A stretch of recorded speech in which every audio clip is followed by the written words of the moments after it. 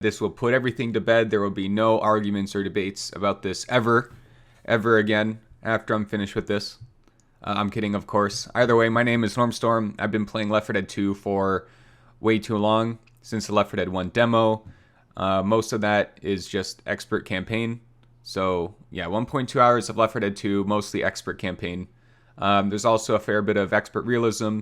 I haven't touched Versus or Scavenge ever since I did the original achievement hunting way back when. So that's my source. So between me talking about my experience and what I've read up on the Left 4 Dead 2 wiki, this will be an absolute tier list. So let me just stress a couple of things. So first off, Left 4 Dead 2 is not a game, especially on campaign, it's not to be taken too seriously. So this tier list shouldn't be taken too seriously, because you can get from point A to point B in Left 4 Dead with any weapon in the game. Because ultimately, especially the more you play the game, and a lot of the more seasoned players will fully agree with me on this, the weapons are not nearly as important as your positioning, your teamwork, your communication, and how and when to use your utility. Every weapon works. You should ultimately just use whatever weapon you want. If you want to think about what weapon you're going to use, you're absolutely free to do that. But you really don't need to do well in Expert Campaign. So, but that being said, some weapons are better than others, so we're going to talk about it. So on this tier list, what we're going to prioritize a lot is weapon versatility. So, and sometimes we'll kind of go against that a little bit, but ultimately, how flexible and dependable is a weapon in as many situations as possible. So let's talk about the most flexible weapon in the game, the Desert Eagle. If this were a realism tier list, the Deagle would be an S+. Simply put, it's an incredibly well-rounded weapon. It can be used at all three ranges, and even when you're in-capped, you can still save yourself and save your teammates, and that's actually probably the biggest thing. So because it's a really dependable gun by itself, it's a little bit low damage output, you're not going to shred chargers or tanks anytime soon with it, but the fact that you can still snipe special infected with it, you can still collateral or wall bang with it, it's really good, especially when you're in-capped. That's the biggest part, because if you've got, and we'll talk more about the pistols later, but having the Deagle, it's 100% the difference between life and death sometimes, and that's just about that. So when we talk about tiers of weapons, obviously people look at these three weapons as the absolute best in their class. The AK-47, the military sniper, and the auto shotgun. These are all very exceptional at what they do. They obviously are the best in their respective classes, but we're going to put the AK-47 in the S tier, and that's just because it's an assault rifle. You can use it at all three ranges. It's got the highest possible damage output of any assault rifle in the game, period, and it's still pretty accurate. So obviously, it's not going to be as good long range as a sniper. It's not going to be as good close range as a shotgun, but it's an assault rifle. It's very good. You can slap a laser sight. Let's just preemptively put the laser sight up here too. Obviously, there's no drawbacks to a laser sight. You don't need a laser sight, but you certainly don't want to pass up any opportunity you get, because it's a free upgrade. It's a free upgrade with no drawbacks. So let's talk about the military sniper and the Spaz shotgun. So the TLDR is that we'll put them in A+ simply because they are very spectacular at their roles. Now, obviously, a shotgun, you don't want to use it as long range. And with the military sniper, well, there really aren't too many drawbacks to the military sniper. Obviously, you don't want to use it close range, but you still can use it. It's still brutally effective at close range. But we're not going to talk about shotguns and snipers just yet. Let's talk about the rest of the assault rifles in the game. So when we talk about the assault rifles, we've got the Scar, the Krieg, and the M16. I believe that the Krieg is the second best assault rifle in the game. Stat for stat, it's pretty much identical to the M16 in terms of rate and fire and damage per shot. But ultimately, just the fact that it has a scope makes it slightly more versatile. It's really good for just, kind of one-tapping zombies as you're clearing out just a room of idle zombies. I mean, then that's ultimately about it. Then we can put the M16 underneath it, because, it's the rate of fire is really, really good, and these are both very accurate weapons, but the Krieg has a scope. My only gripe with the Krieg is that it's a CS ported weapon, so it looks like shit. Listen, Valve, I love your game and I love that you did implement new weapons to the game, but these CS ported weapons do not look good. I mean, fortunately you've got the Steamworks shop, but I mean that's the only gripe. I've got a Krieg skin. It makes it much more pleasing to use. And so we're gonna put the Scar in B+ because you're just locked into the burst fire mode, and it's also the lowest damage output assault rifle of these 4 here. And obviously burst fire does have its advantages. It makes it probably one of the better rifles for long range, but it's not very efficient if you're going to be using the special ammo. And it's just that it's just the fact that you're locked into the burst fire. It's still obviously a good gun. It's still good for, spraying into a tank or a witch or anything like that, and it's good at keeping a horde away. But when you are a little bit more up close, you're going to find yourself meleeing a lot more, I think. And it's kind of got a slow reload time as well. So let's continue to actually just go down this class of weapons. So obviously we're not into assault rifles anymore. We're now into the submachine guns. We've got the MP5, the Uzi, and the silenced SMG. I think that the MP5 is the best out of these 3. Now, when you're comparing the MP5 to the silenced SMG, well, let's get this out of the way. So there's a silenced SMG, and then the Uzi is quite literally the same as the silenced SMG, but it's got lower accuracy and it's got lower damage per shot. So there you go. It's just literally the silenced SMG, but statistically worse. Now, when we compare the silenced SMG to the MP5, you are kind of comparing apples to oranges a little bit. The silenced SMG is better close range because it's got a higher rate of fire, and it's got lower damage per shot, but it's got a higher rate of fire, and that does play a role when you are close range.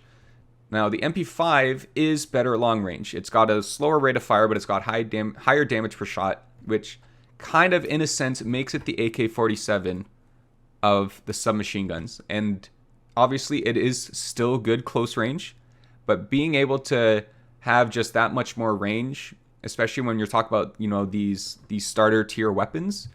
So now let's talk about sniper rifles. So when we talk about the sniper rifles, so obviously they're the best at long range.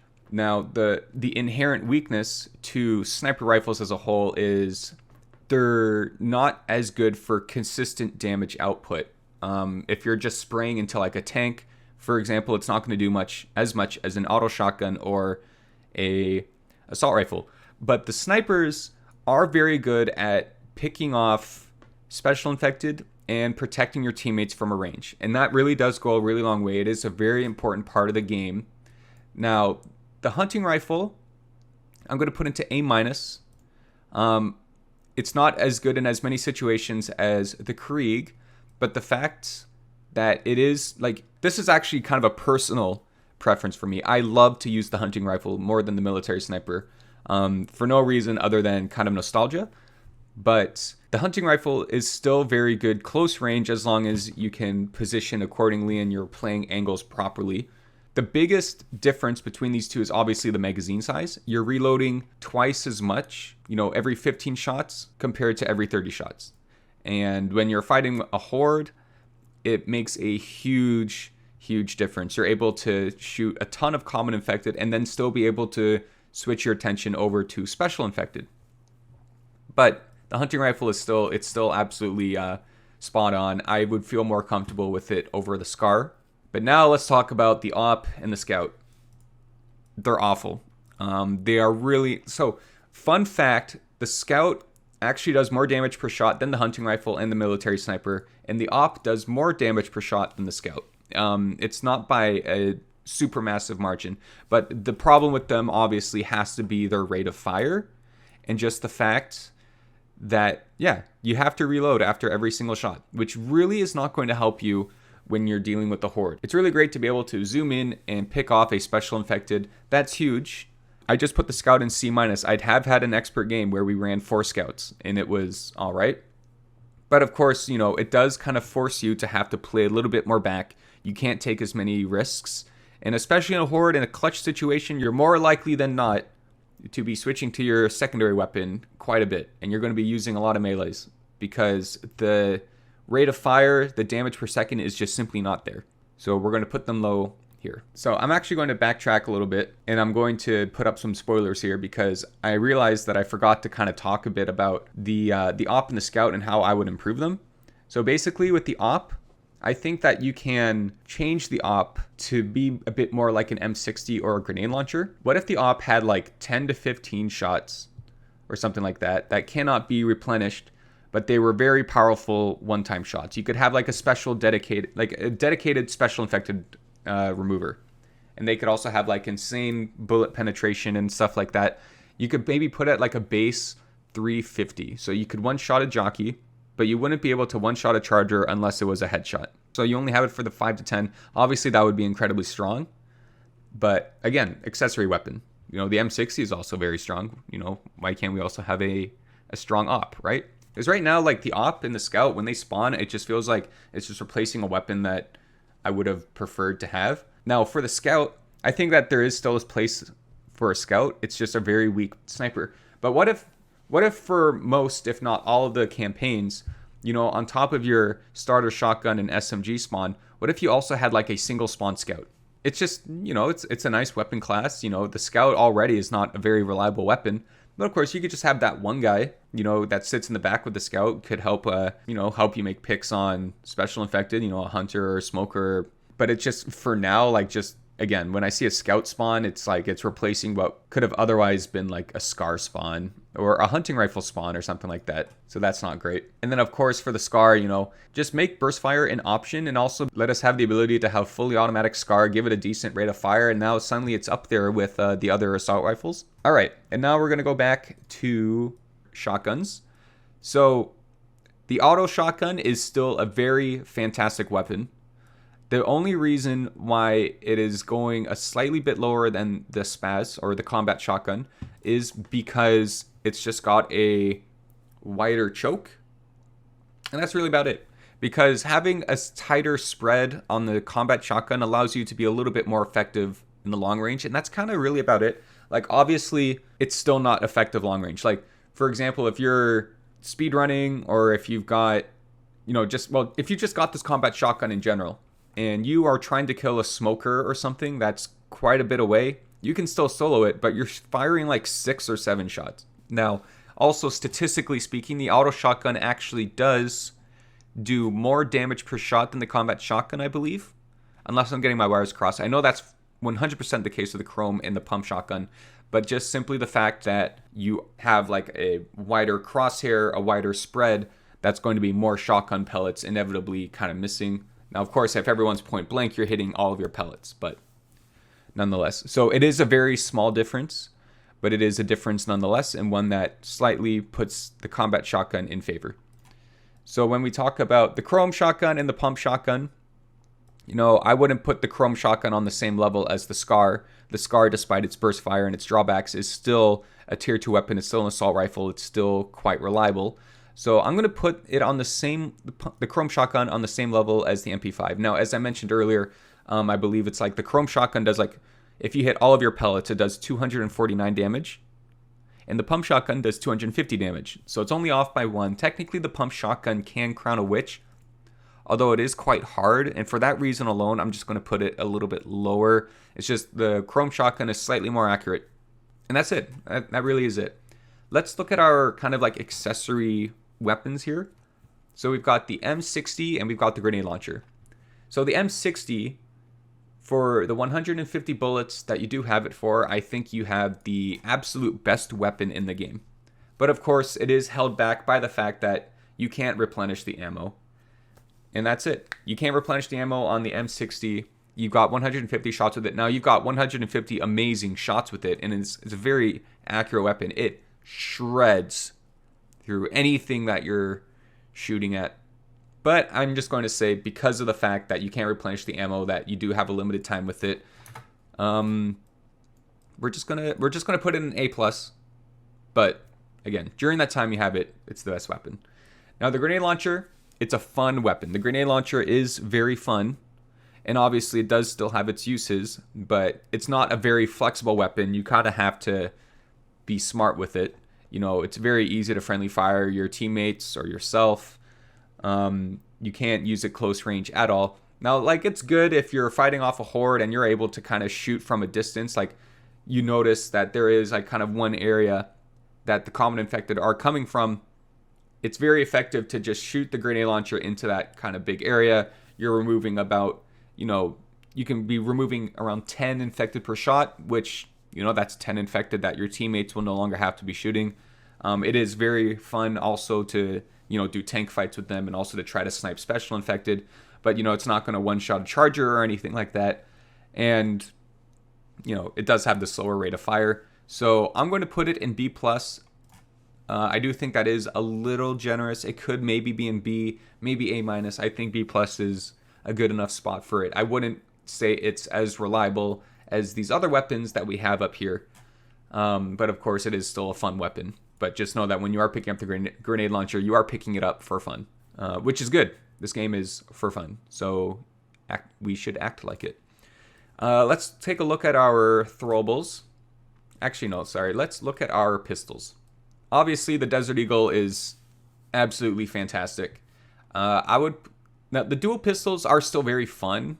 The big problem with the dual pistols is they really aren't that reliable once you get in-capped, which feels bad because it's just compared to the Desert Eagle, and I mean, I'm sure it's probably a versus balancing thing, but it's just the Desert Eagle can do so many things, right? Then when you're in-capped, you can snipe collateral to really help get waves of infected off you. There's still significant damage output. Then you get to the dual pistols and they shoot relatively slow. All of those shots aren't going to be doing as much damage. You need to land like 4 or something like that. And it's just, they're also very inaccurate. It's like you're permanently jumping and it just feels bad. That's why I'm going to put it in B, because they are still fun when you are standing up. You can still use them at long range too. You can use them at all 3 ranges. And the rate of fire is helpful. You can maybe put them in B+, but the reason I'm going to put them in B is just because when you get in-capped, they really do not feel that fun. And that's my main gripe. I mean, for fun, I just feel like, if Left 4 Dead were to do a balance update to Expert Campaign, I feel like they could get away with, just make the tier 2 pistols slightly more accurate or slightly buff up their rate of fire.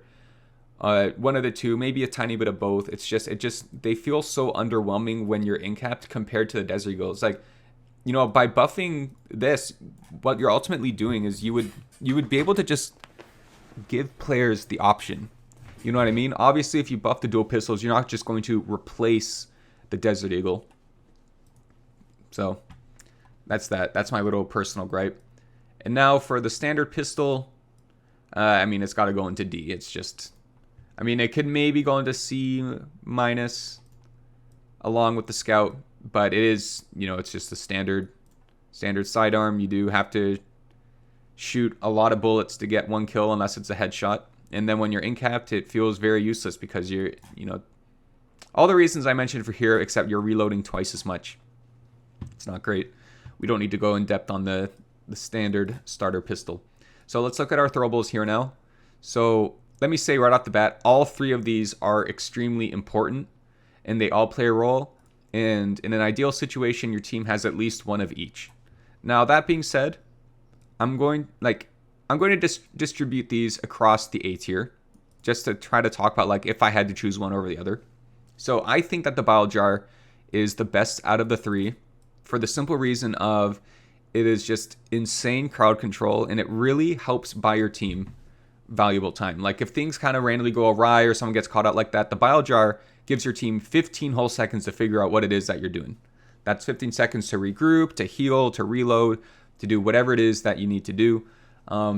Infamously, Dark Carnival Chapter 4, that event is very hard and it stops a lot of runs. But if you have a Bile Jar, suddenly becomes really easy. So much to the point where actually the Bile Jars in Dark Carnival only spawn in chapters 1 and 5. On chapter 1, you will find anywhere between 0 to 2 Bile Jar spawns. Maybe 3. Maybe I've seen 3 spawn one time, but usually it's just 1, sometimes 2. Now, if you pick up that bottle jar and you manage to hold it all the way to chapter 4, suddenly that event becomes incredibly easy, just being able to displace all the infected. Now, there are some drawbacks. Obviously, if there aren't any zombies on the map and then you throw a bottle jar, you just spawned a bunch of zombies. And especially during a tank fight, if you throwing a bottle jar onto a tank really isn't that ideal. Like, you can maybe chain 2 back-to-back bottle jars and it will be effective. But usually what happens is if you have a tank fight and you throw a bottle jar, you spawn a bunch of infected, and then you're dealing with both the infected and the tank. And also, these do not counter boomer bile. So that's also an important thing to keep in mind. So it's not the absolute best, but I do think that part of the reason why the Left 4 Dead 2 campaigns are balanced to be harder and longer than the Left 4 Dead 1 campaigns is because of the introduction of the bile jar. I think it's huge. Now, the pipe bomb I would put into A because it does kind of cover some of the weaknesses. Obviously, it's not as reliable crowd control, but it also does still kill zombies. You can throw a pipe bomb into a room to just completely clear out the room. There are some really good hordes where if they all kind of happen to spawn in one concentrated area, the pipe bomb will get rid of them. Easy peasy. You guys don't have to worry about it. And they counter boomer biles. And so that leaves the Molotov into A-, which, obviously a Molotov for a tank is completely key. Sometimes you need it for a witch. And also it's just so effective in corridors. There's some times where one single Molotov actually just gets rid of an entire spawned horde. And especially if you're holding out somewhere, the Molotov is absolutely king. The reason why I'm going to put it into A- though is simply because of the fact that, especially on Expert, it does a lot of damage to yourself and to your teammates. And it's much easier to mess up a Molotov than it is a pipe bomb in a bile jar. A bad Molotov will kill your whole team and send you guys back to the safe house or to the beginning, whatever. A bad pipe bomb, can at least still somewhat displace infected. And I don't think there's really such thing as a bad bile jar. Sometimes there's you're trying to rush and then your buddy throws the bile jar directly in your face and you guys then have to run through the horde. But it's more of an inconvenience than it is a death sentence. You know what I mean? So that's the rationale behind these. But again, all 3 of these are incredibly important and they all have their place and uses on a team. It's the perfect rock, paper, scissors. So now let's talk about the special ammo. So the special ammo are very good. They do have slight drawbacks, but I'm not going to prioritize these as high because they aren't really mandatory. Whatever. I put the laser sights up here, even though they aren't mandatory, but I put the laser sight up here because there are no downsides to them. But there are slight downsides to the incendiary bullets and the explosive bullets, so we'll talk about those. So obviously, the explosive bullets can friendly fire you, and they can friendly fire your teammates. They can stumble yourself, and you cannot put them on shotguns. If you do put them on shotguns, suddenly your shotgun becomes very good at long range, but you cannot use the shotgun for traditional shotgun purposes. But there are other optimal ways to play it. Like, for example, if you put it into an assault rifle or an SMG, that's 40 to 50 times where you can just click once to stumble a special infected. It is very effective. It's not always the most optimal way to play, though, and I wouldn't always prioritize it. So I would put the explosive bullets into A- because it is, if you use it right, it can be very effective. Now, it does have a lot of drawbacks still, and it's also not the most priority, but you can completely melt a zombie wave from afar before they even get close to you, and they're also very clutch for saving teammates. And for the incendiary bullets, I'm going to put them into B+.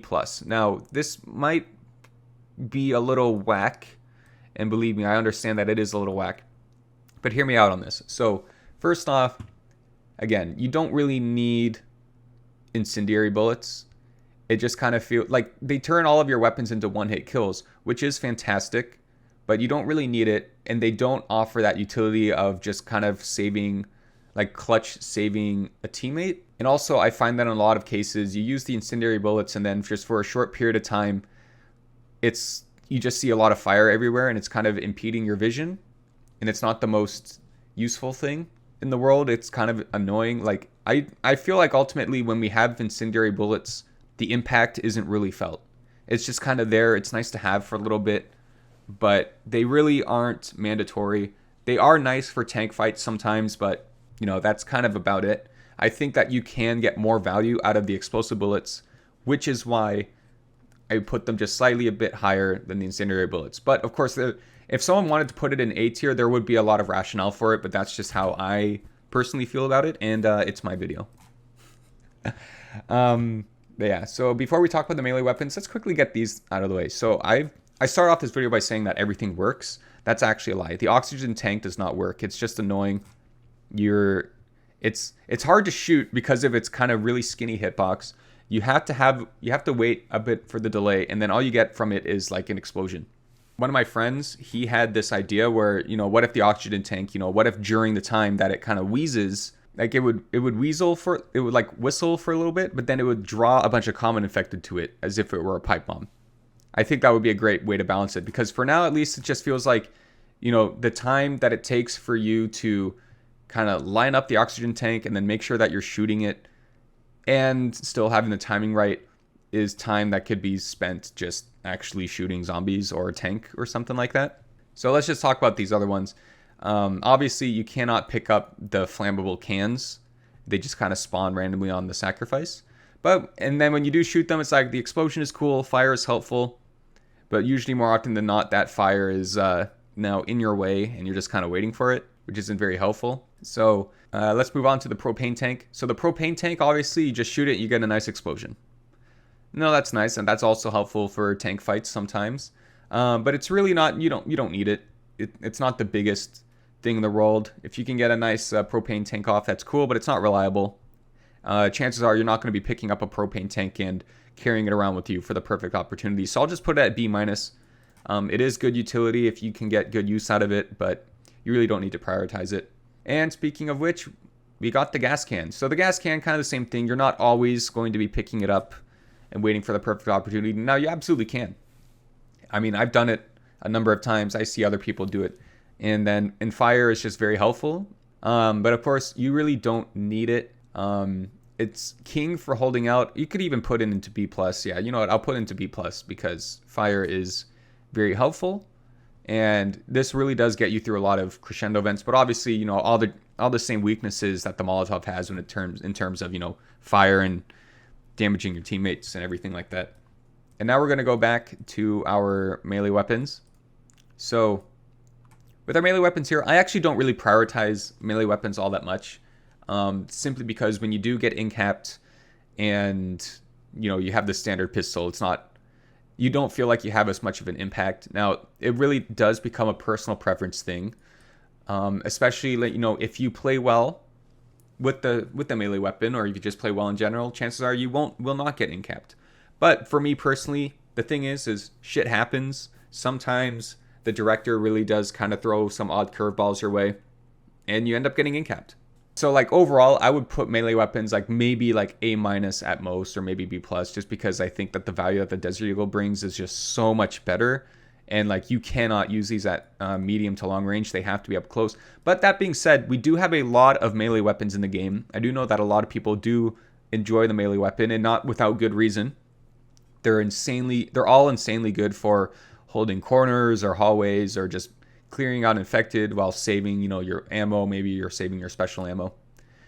And so that's that. So when we talk about a good melee weapon, there's three things mainly to look at. You're looking at, does it swipe your whole screen, or does it swipe what's directly in front of you? How fast does it swing? And also, is it a sharp or blunt object? The difference between a sharp or blunt object is the sharp objects can actually cut a smoker tongue, and a blunt object cannot cut a smoker tongue if it gets you. Now, I do know that there is a little bit of back and forth, because if you have a sharp melee weapon, more blood kicks up onto your screen and it can actually impair your vision. Now, I'm actually of the belief, though, that if a run is determined by whether or not you can see because of a melee weapon, then chances are there were probably a number of mistakes leading up to that. And I think that if that is the final nail in the coffin, then there's other things that you should be reassessing. So With that being said, the katana is the best melee weapon in the game because it is very fast, it takes up the whole screen, and it's sharp. A lot of people like the katana, not without good reason. It's fantastic. Second, I think the golf club, because it also is very fast and takes up your whole screen. It's not sharp, but that, we're talking about cutting smoker tongues. Obviously, that's going to be helpful in a number of situations, but also remember, you've got 3 other teammates that have guns. So it's not the most important thing. For the machete, I'll also just put the machete up here. Obviously, the drawback with the machete is that it's still fast, but it doesn't take up the whole screen. But it is sharp, and it swings very fast. We could maybe put the machete into A-, but I still think it's still a very fantastic weapon. For A-, we're going to do the axe and the bat.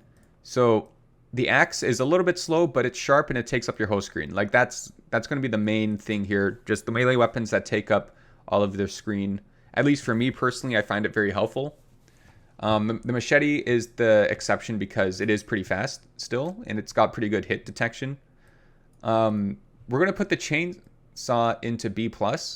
So the chainsaw obviously is still very good, but it's held back by the fact that it's got gas, and it's held back by the fact that when you pull it out, you kind of have that animation for a little bit, which in a clutch situation can really come back and bite you. But if you got someone with the chainsaw holding the front lines, nothing is getting through them, and they're likely not really going to take much, if any, damage at all while they do it. And so now we have the cricket bat. So the cricket bat is actually stat for stat pretty much the exact same as the baseball bat. I do think maybe the baseball bat has slightly wider range, I think, but the cricket bat is separated from the baseball bat because the baseball bat's hit detection is better. And so now I'll also put the guitar here. The guitar is slow, but it takes up the whole screen. So there you go. You're gonna be killing more infected per swipe with the guitar. And so now we're kind of in the tail end here. The tonfa is the fastest melee weapon in the game. So obviously that counts for something. But the problem with it is the fact that it's got pretty poor hit detection, and it doesn't take up the whole screen, and it's actually got much shorter range. So it's a very risky weapon, and I don't think that its speed really makes up for it. I think you're still going to be taking more damage if you're using the tonfa on average. And so now we've got the rest of these weapons. They're kind of meme weapons for different reasons. I'll put the shovel up here because it's wide, but also I haven't used it enough. And it did feel awkward the one time I did use it. Maybe I just need to use it more. But either way, I don't really care much for the shovel. And, maybe I just need more data on it. But for now, I'm just going to put it into the C+, because I don't think it's the most reliable. And then we'll put the pan up here. The pan and the crowbar are pretty much the same in terms of speed and it's hitting it directly in front of you. Now the crowbar is sharp, which helps, but its hit detection also isn't really that good. And also the pan makes a funny noise when you hit someone with it, so that automatically makes it a better weapon. The knife, this kind of hits what's directly in front of you, and that's kind of really about it. It really doesn't have that wide of a range, so we'll put it at D. We'll put it a little bit lower. And the pitchfork is absolute dog water. It's slow for the first 2 hits. It only hits what's directly in front of you, and then the third hit, it does go across the screen, so that counts. But as I said, it's not fantastic. So this is our Left 4 Dead 2 Expert Campaign tier list, and that's it. If you feel strongly one way or the other about anything that I've said here, you are more than welcome to just say what you think in the comments. I would love to hear what you have to say. I just love talking about this game. Obviously, this game is how old now? 13 years? 13 years. It's a pretty old game. I'm pretty sure the last thing the world needed was a 39